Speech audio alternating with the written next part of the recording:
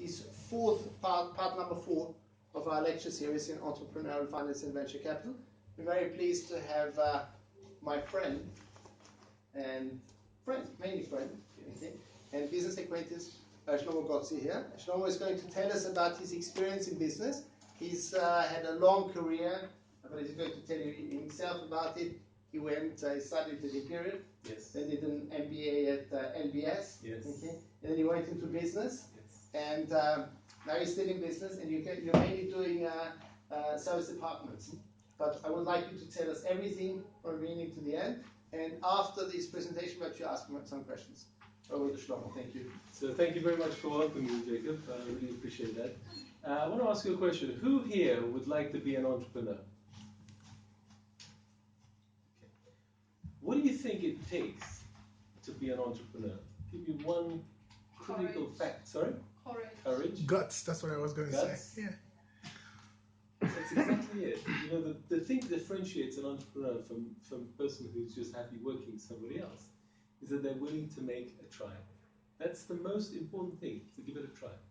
There's two problems with that. First thing is your desire to achieve, and the other thing is your fear of failure. So I want to just cast an idea in your minds that will really help those that want to become an entrepreneur to take the plunge. And that is this fact that every single failure is actually an opportunity calling for you to grow. It's only when you fail that you actually are forced to find the solution that will actually get you to the end game. So what I'm going to do today is just talk a little bit about my background, what I've done, my successes and my failures, and what I've learned from them. And I've got a few really good captions if we've got time at the end as well. So I was born in Nigeria. I came here when I was 6 years old. I spoke pidgin English, and it took me 3 times to get my English O-level. I went to boarding school, and somehow, I have no idea how it happened, but I actually got into university, and I did mechanical engineering there. And then I went to work with Exxon. I did one of the things that you did. I was recruited by Exxon. I worked with the airports, fueling aircrafts. And then after that, I decided to do an MBA. I went to London Business School. And I want to tell you something that I will always look fondly back at the London Business School experience. The London Business School had an exchange with Stanford University at the time. I had a friend of mine in Stanford University. You know how he described MBA in Stanford? We do our case studies outside in the jacuzzi. That's how they do their case studies. And I thought, I'd like a bit of that. So I applied to go on exchange to Stanford. And guess what? The year that I applied, they cancelled the exchange. How can you cancel an exchange with Stanford? So the dean, Professor Frank, said to me, don't worry, you can go to Berkeley around the corner. It's the same sort of experience. There are no jacuzzis in Berkeley. So I thought, okay, so I'd go to Berkeley. And what I did was I went to Berkeley and got an exchange from Berkeley to Stanford. And that's how I ended up in Stanford. So obstacles are there just to tease you into finding a novel, creative solution to a problem. I also wanted to have a work experience over there because I thought combining work with the study would be great. So I applied to so many companies. I had, you know, what I did, I said, instead of applying from here, I went over to the States for 30 days. I give myself 30 days to get a job, right? And I applied everywhere. I went to conferences. I didn't get a single job. I got interviews, not a single job. I'm thinking, like, this is not going to work. The last day, I was invited in to an interview. And my gosh, if I could create a job for me, it wouldn't be as good as this one. I was to fly all over the States to do a market research in flat panel displays for machine intelligence. I mean, it was just an amazing opportunity. And I could easily have given up earlier, easily, but I didn't. And that taught me a lesson, a very important lesson. Apart from the fact that you should expect failures and expect obstacles, always persist to the very end. You know the American saying, it ain't over till the fat lady sings, something like that. So just persevere and persevere. Most people achieve what others don't just because they were there to the very end. So that was my second lesson.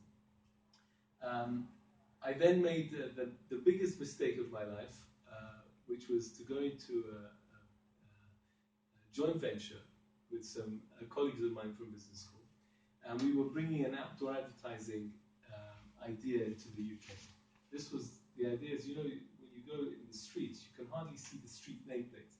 So we had an idea of bringing a pole, putting it in the ground, and having an internally illuminated street nameplate, so that everybody can see it from afar. And it has an advertising board on top. We would sell the advertising board to pay for the street nameplate and get some money. So we managed to persuade Mills and Allen's to invest £2 million, which at that time was unbelievable. They did it because of the conviction of the team that I was working with, and the idea sounded amazing, and we did the classic mistake of believing our own forecast. So when you sit down in business school, or you sit down and look at a business opportunity and you're doing forecasts, never believe the forecast, because they're just numbers. So that was my classic mistake number two. What I then did was to go into the fashion business, and we effectively became the Benetton of the independent department stores. If you remember, Benetton at the time were doing 30 different colors, really colorful knitwear. So we said, let's make 30 colors and make it available for immediate delivery anywhere in the UK on the next day, so that the department stores wouldn't have to risk buying 6 months in advance, trying to predict what the colors were.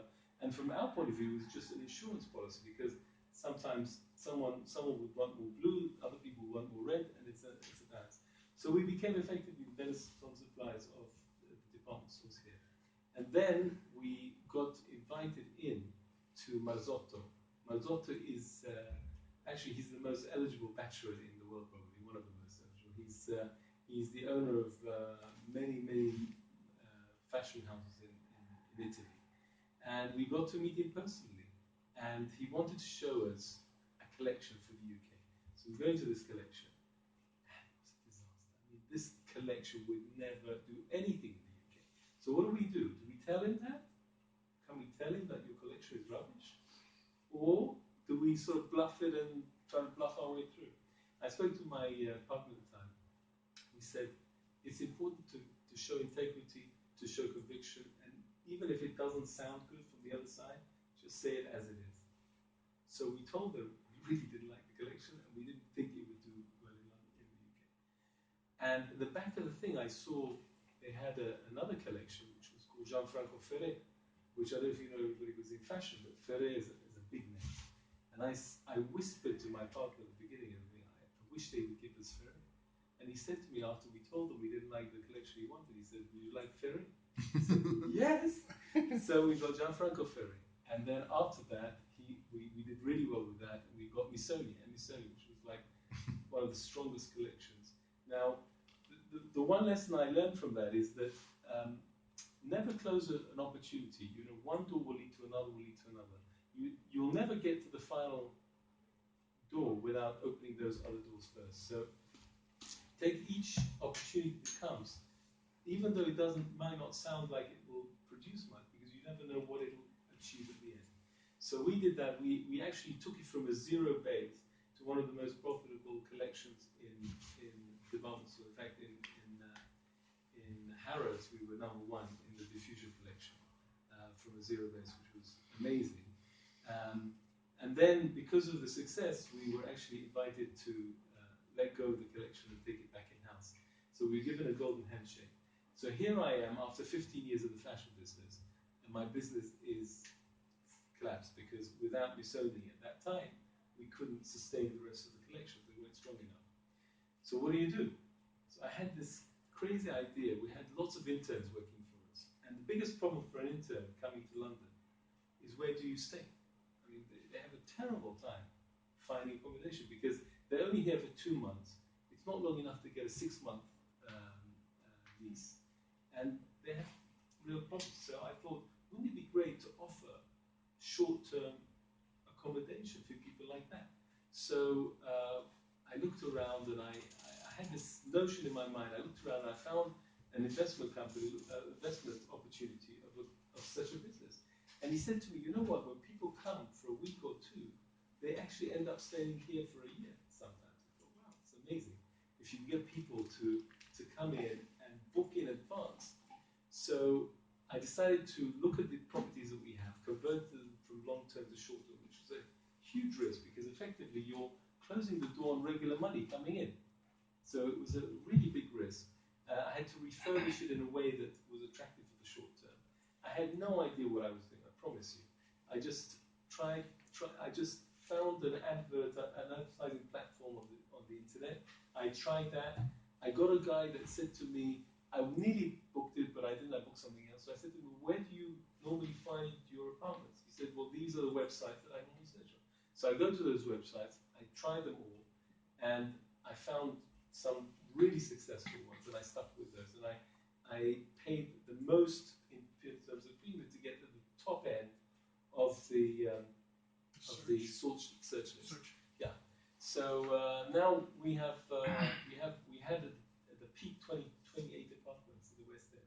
So we decided to concentrate on the central core areas of Mayfair, Knightsbridge, Belgravia, Marylebone, Covent Garden, Soho. So we're now probably one of the largest in terms of range of locations of service apartments in the West End.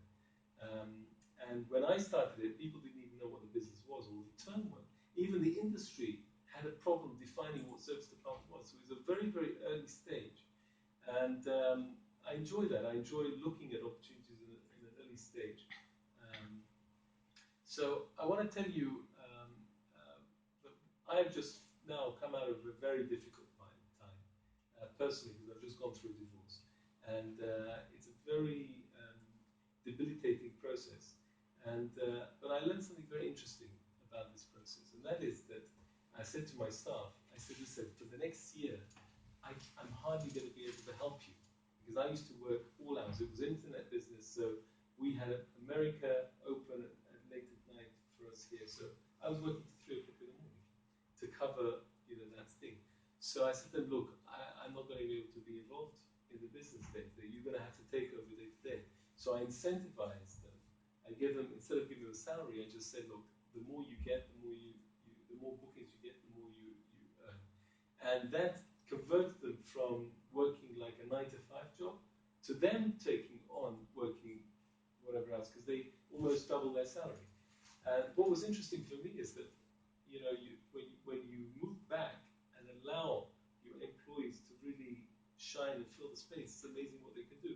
And now I'm in a wonderful position whereby they've now positioned themselves that they can do the day-to-day of the business, and I can now concentrate on the strategic going forward. So that's really is in a nutshell my background, and I have a new passion now that I'm looking at, which is a passion of spiritual tourism. I feel there's a lot of people interested in more than just sitting 2 weeks in the sun.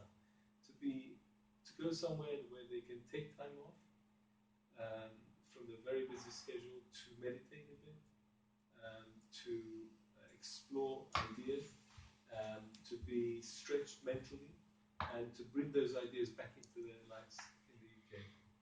I met an amazing guy in the States recently who does that, and he charges $20,000 per person per week on his trips. It's unbelievable, huh? Isn't that incredible? For this kind of money? Sorry? Why are they going for this kind of money? That's an excellent question. Because he's targeted entrepreneurs who sense that he can give them a different perspective in their lives.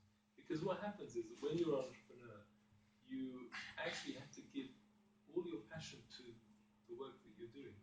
And as I say, it's not a 9-to-5. It consumes you the whole time, because that's really what makes a difference between success and failure often.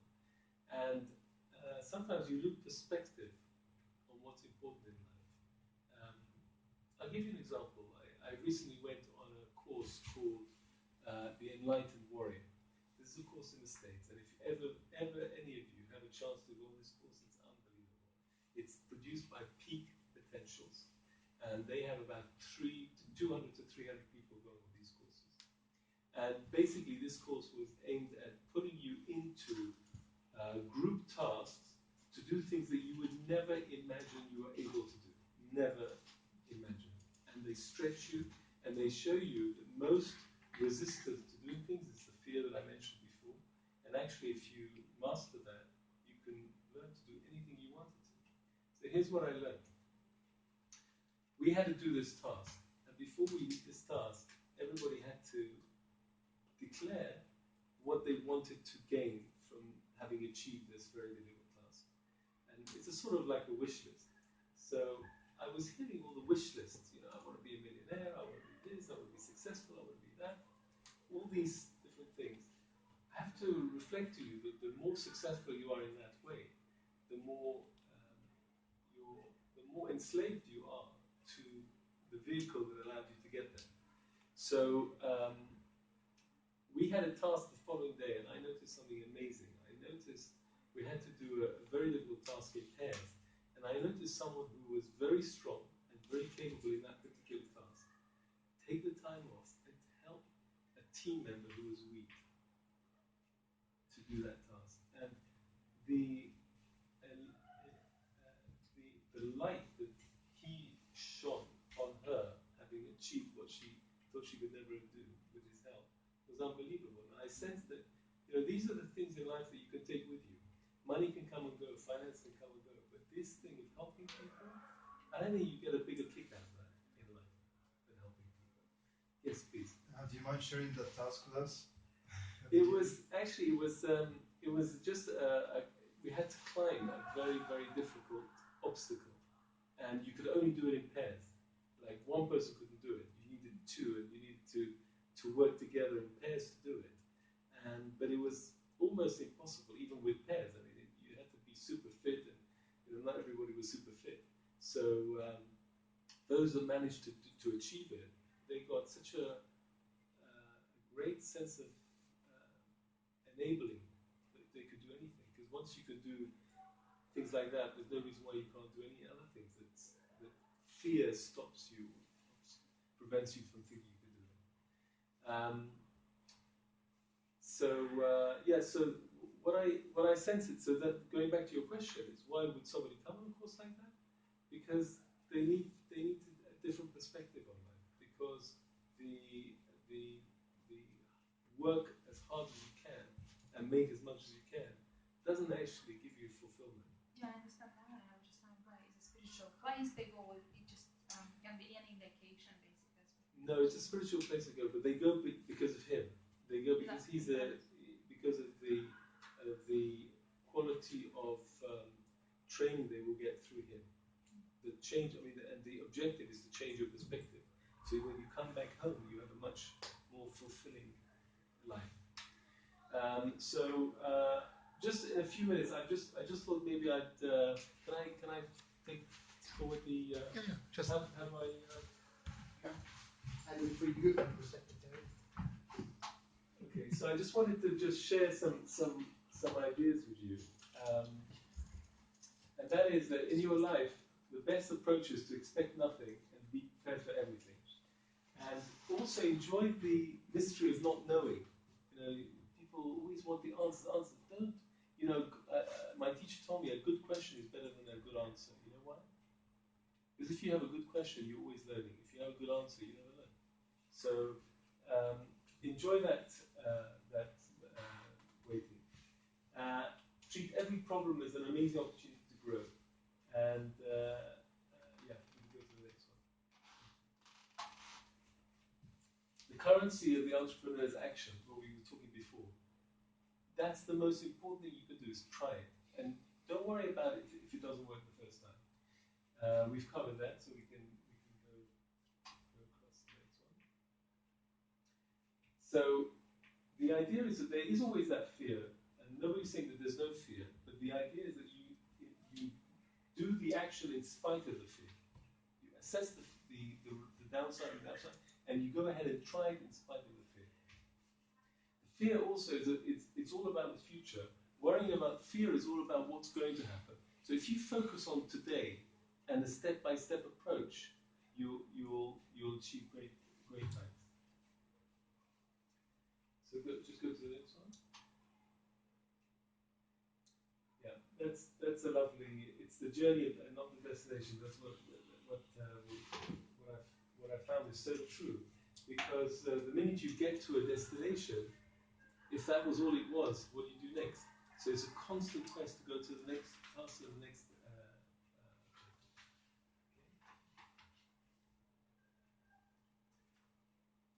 So this is all about, there are a lot of perfectionists out there, and sometimes being a perfectionist means that you don't actually do it because you're worried that you're not going to do the best job you can.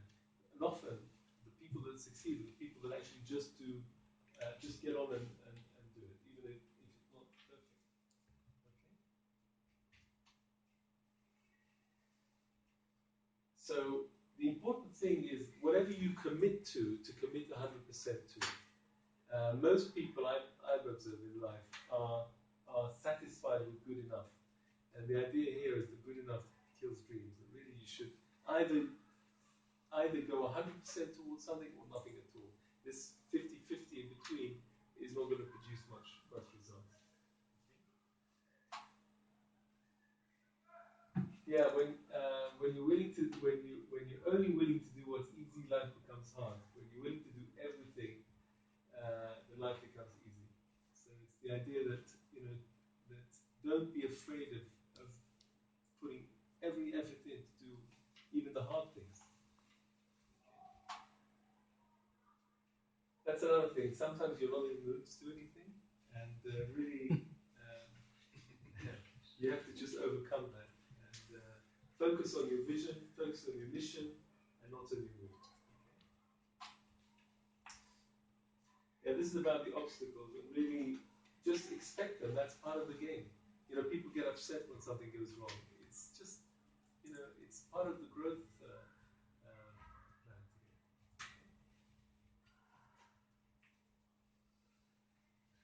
And the important thing, what I said before, is never give up.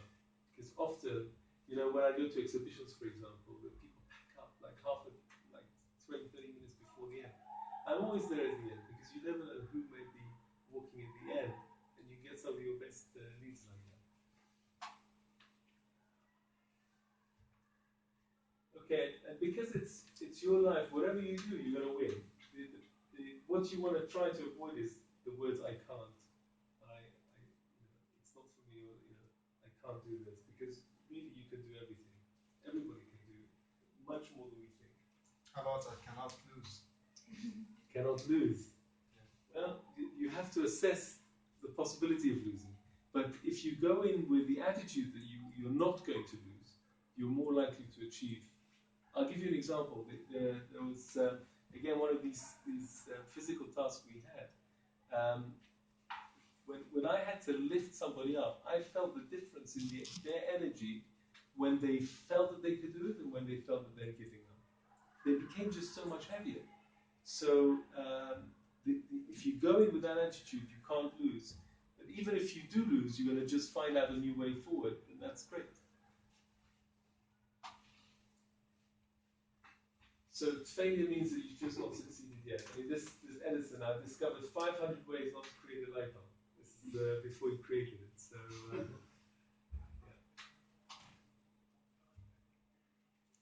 So this is your story, and this is all about not believe. When you grow up, you hear lots of things from your teachers, from your parents, criticisms maybe that you take with you. And at the beginning, you listen to them, and in the end, you're repeating them yourself. So part of the change of perspective is actually to let go of all those negative labels that were cast upon you as a child. It's very difficult to do unless you're fully aware, with full awareness, trying to remove them from your vocabulary. Okay, just go forward. Thank you. And forward. And forward. Yeah, that's it. Okay. So that's it. I just wanted to see if there's any questions. I'll be delighted to answer any. And I want to just encourage each and every one of you really to find what really motivates you. Find an angle to do it. In other words, find a gap in the market that will allow you to do that, and do it with integrity, with passion, with conviction, and with energy. And if you do all of that, then I believe that the universe gives you all the resources you need to make it a success. Thank you. Any questions? Everybody set? Just more about the business. Which one? The apartments. The service departments, yeah. The biggest risk to the service department business is that actually in all of the world almost it's illegal to do, and yet everybody does it. So the biggest challenge we had is to locate apartments that would have least impact on neighbors, because normally it's the neighbors that actually complain. And if the neighbors complain, then they get onto the council. So most people in this business actually do it under the radar. It's an interesting business, and it fascinates me because effectively you have 90% of our business is in the internet, and you have people from all over the world that will actually commit to spend anything between £2,000 and £4,000 and transfer it to an individual or entity that they've never seen before or met before. I mean, it's just amazing that people would do that. I mean, now there's much more safeguards, but it's incredible that the internet has actually opened up all these sorts of businesses that were never possible before. Because before you had to go through travel agents, etc. The linking between the final consumer and the service provider has been facilitated by the internet. It's, in my opinion, it's a fun way to explore a city, because really I think a lot of people when they travel, they really want to have a sense of what it's like to live in a place. And when you're in a hotel, you don't really get that sense. So what we try to provide is an authentic experience for them to see what it's like to be a Londoner. So we would be in a block of flats where we were the only service department in that block, for example, rather than a part hotel where everybody is wandering through, wandering out. And the important thing in that business is to very quickly establish a line of trust between you and the consumer, because when they have available to them 3, 4, 5 options in the area they want, the size they want, and the place they want, they will tend to go with the people who they connected most with.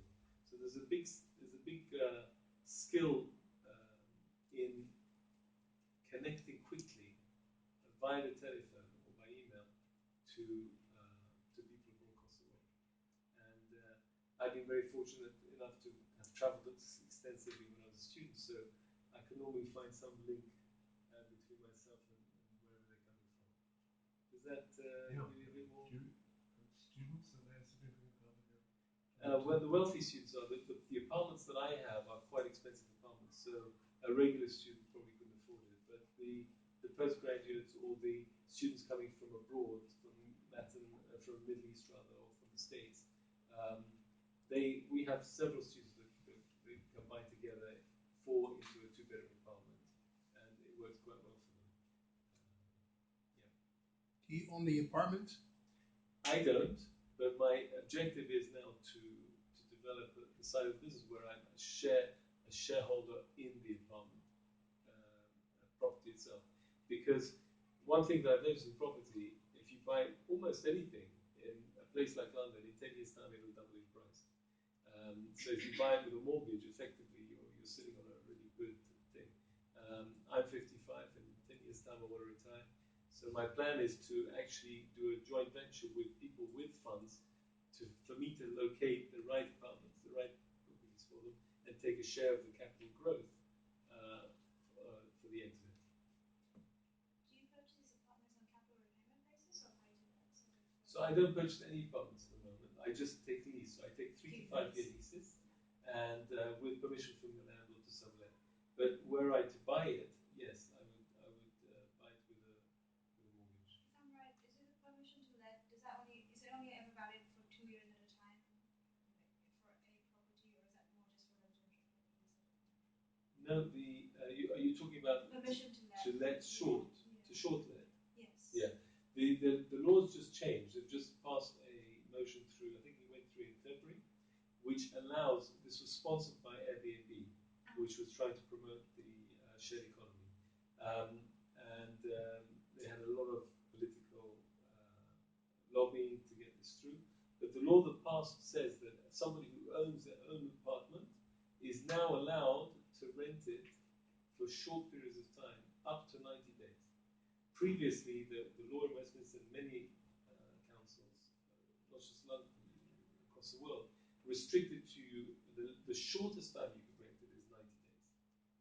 So this bill came in and said if you own your property, you're allowed to rent it short term up to 90 days in a year to help you fund your stay in your apartment. What makes a business different from a normal real estate agent, basically? The ones where we all go every day and trying to get the apartments. So the real estate agent is actually not really interested in taking a 10% commission on a 1-week stay or a 2-week stay. So it's just too little money for them. So they're really only interested in the 1-year rent when their commission is greater. So most estate agents didn't welcome that sort of business. So if you were someone looking for a week or 2 weeks, an estate agent would want to help you. Normally, that's changing now, but that's the difference. I believe that estate agents also do not usually rent to students, for example, or people who do not have a substantial income because they need some certain guarantees and this and that and guarantor. And if you don't have all of that, especially if you're somebody coming from abroad, they probably don't get any apartment. So I believe that's one part that you probably that's easily solved. Firstly, they can put a bigger deposit, and secondly, you can get a personal guarantee from an uncle, a friend, or a cousin, some sort of personal guarantee from someone who will. What amazes me, and we've been operating that for 6 years, so we've had about 2,000 families or individuals come through our doors in that time, and it's wonderful that actually most people are just decent people, so we rarely have a problem. The only problem we had was actually a UK person, a London person, who booked it for the weekend with a stolen credit card and had a rave party. And the neighbours had to call the police and we had to get them out. That was fun. Were you invited? I invited myself into the property, and it was. You have to be quite strong in that. You have to really work with them because you want them to willingly leave. And that took a bit of taking, but thankfully. But most of the clients we have are great. They're wonderful people, regular people, and it's one of the delights is meeting all these great people. It's a pleasure to meet them. You touched this question before, but what do you see yourself in 10 years? Is it possible to sell this kind of business, or do you have to do a joint venture? It's a great question. And also, do you sort of switch career or like? Yes, I'm constantly switching careers. Yeah, constantly. Because I follow my passion. I think if you follow your passion, you'll always be happy. So in the fashion business, I couldn't even sell that business when I finished it because the fashion business was all about me and my team and my collections. So when you take the collections out, you take yourself out, what are you left with? Nothing. So it's great cash flow, but you're not building anything. And there's a very similar problem here that it's great cash flow, but I don't own the property. So what am I going to do when I retire and I go out of the picture? So that's why I'm looking to find a way to participate in the capital growth.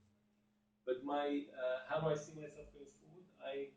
It's interesting. I had some young teenagers, just over teenagers, at my dinner table this Friday. I have a great interest in inviting lots of people for dinner. By the way, I couldn't cook. So how do you invite people to dinner when you can't cook? So I created a workshop called Learn to Cook, and I invited people. I invited chefs from all over the world to come in and teach us how to cook their delicious recipes. And we filmed it and we YouTubed it. And actually, if you type it in, it's one of the highest ones on YouTube. So yeah, not that. But so So I asked them, I said, look, I see you being leaders in the future. You're really great guys, wonderful guys. And I asked them, will you see yourself, what would you like to be remembered as? One of the tasks I was given in Stanford to do when I was there, we had to write our own obituary. Has anybody tried to do that? Try it. It's fascinating. Write your own obituary. What would you like to have achieved at the end of your life? So I was asking all these questions to them, and I thought to myself, after the day, I thought, well, what would I like to be remembered for? And I think it would be like this. I would like to be remembered as a choreographer of spiritual experiences. And through that, to touch people's souls. I think that's the most wonderful thing. If you can touch another person's soul,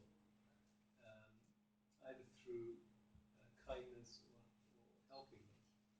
I don't think there's a greater thrill in life than that. So that's what I'd like to do, and I'd like to do that through these spiritual adventures and tours. And I think this would be a big market. I'm in the fashion. I wasn't in the fashion. I'm in the tourism business, and when I go to tourist conferences, the big thing coming up in travel, and it's going to be as big as the cruise market was in the 70s. The big thing in travel is well-being and spirituality. And I see myself in the same way. I went into service departments really early and sort of rode that wave a bit. I see this as the next big wave, and I think I've carved myself out a little niche that I'd like to explore. And I'm doing, in fact, I mentioned to you I was divorced. I just got divorced. So how do you meet people at my age? How do you meet people? You're not going to go to a nightclub, right? So I decided to create a mission for 100 single people from the age of 30 to 50 to arrive in Israel for a week and have a spiritual experience and a very natural environment in which to meet people. So that's my next project at the moment. So March. Interesting. It's a matchmaking. It's exactly what it is, a matchmaking course. And I thought, how am I going to get 100 people to commit $5,000 for a week? I mean, I don't know enough people to do that. So what I decided to do was to use the matchmakers network. I said to them, look, you're the matchmaker. You've got 20, 30, 40, 50 people on your books. You want them to get together. When you go on a date, you're meeting the person in front of you for an hour, 2 hours. It's not a very effective way to really understand the person. Really what you want to do is to see them in a natural environment, see how they respond to different things. So my idea was to bring in what I learned in this Peak Potential, to give them tasks that are actually quite difficult to do, and watch, because of their difficulty, they lose track of their own self-awareness, they just get on with it, and you just observe very effectively. And yourself, you observe, you learn about, my gosh, did I learn about myself? Oh my gosh. So you learn about yourself, you learn about other people, and this is a great way to, I think, to move. So it's very, so I said to the matchmakers, you go and market this out to your people. Right? And you will be the ones, they have to, it's by invitation only. So you're going to have to approve everyone that comes on the course. So that's my marketing campaign. Sure. Sounds very good, actually. Yeah. Actually, a good way of meeting people. No, seriously, yeah. Is it good margins in that kind of business? I'll let you know after April. I guess I'm doing because I passionately believe that there's a need for this. Yeah. And I'm a great believer that the money will work itself out. Because if you create something of quality, something that people want of quality, and you build a brand, I'm creating a brand on this, and you build a brand around that people will begin to recognize. So the next time you do it, they'll more easily commit to it. I think there is good business. But look, if I get 100 people, each spending £5,000, it's $500,000 business in a week. So that's not bad. What reasonably you can expect to get 10-20% net. You do that a couple of times a year, and it's fun. Yeah. So, I think you're doing one-off dates or multiple dates, just like, because then you could have different. I want to do different ages, so I'm going to do 30 to 50 is a very big range. Really, I should be doing 30 to 40, 40 to it's my first time and I want to widen. It's a learning curve. So, but I imagine that I can see this happening every month. We do maybe a smaller groups every month. Are you looking at other destinations as well outside Israel? I am actually. Funny enough, this is another thing. I met somebody who's doing a spiritual tour of China and Japan, looking at the Jewish historical origins of people who have been there. Those places are very difficult for somebody to just go on their own. So it's very attractive to have an organized tour that focuses on that. So I said to them, why don't you, because it was a big ticket item. I said, why don't you let me help you market it, and I'll bring people to your tour, and then you just give me a complimentary ticket. And they're thinking about it. So we'll see. It's good for me. It's good for them. I'll bring possibly in the dinner party I had on Friday. I told them, I invited her to come over and explain what she was doing. One of my guests said, I'd like to go on that. So there you go. So if I can, double their clientele, they can afford to pay me to come with them. So, and for me, it's great because it gives me another destination and another experience that I can put on my website. This is what we've done. I was thinking about passion business Iran because I'm setting up my own startup in passion as well. What do you think is the most difficult in that business, and what do you think about trying to set up a new brand, a luxury brand in passion? And also, I know it's quite difficult for new brands that is not established in the market enter a big department stores like Selfridges and Harrods. And how did you manage to do that? That's a good question. Even with a collection like Missoni, which is well known, it took us 3 seasons to get in there. Because these buyers, they often want to see if you're still around, So you're going to have staying power. You've got to be able to sustain yourself for the time they're ready to say yes. The fashion business is a very, very tough business.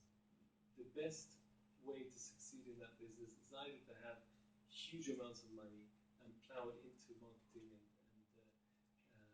and create demand and awareness, or you come almost from underground up and create a buzz through social network on your collection. Yeah, and then eventually the buyers will hear about it and they will contact you. But it's both routes are quite challenging today because the big problem today is that you don't have the independent stores that would be more likely to take on an unknown brand and build it up. So the big department stores want to know just the big brands or the ones that have done enough social networking that they have to have it. The big opportunity in that market, in my opinion, now is in the internet. If you can create, if you feel you're creating a demand, satisfying a demand for something that's not currently being satisfied, and you can sell it through the internet, that's your best bet because it goes directly from you to the end consumer, and you avoid all these middlemen in the middle. Good, thank you very much. Good. I think we'll let you go because you want to go to the theatre. Yes. Thank you so much. Yes. Brilliant, thank you. Thank you very much. Good luck. Good, so thank you for coming. I think those who are in my class will continue after the break. And the rest of you, thank you for coming. And next week, we have no speaker next week, but we have another speaker in 2 weeks' time. 2 weeks' time is a gentleman by the name of David Towery. He's going to speak about fintech. He started a venture that is related to financial markets. And he started a company called Allocator. If you're interested in fintech, very interesting venture. He's been running it for 2 years, and he's been on a trip to New York with. You're going. Thank you very much. Thank you. Good see you soon. Good luck. Okay.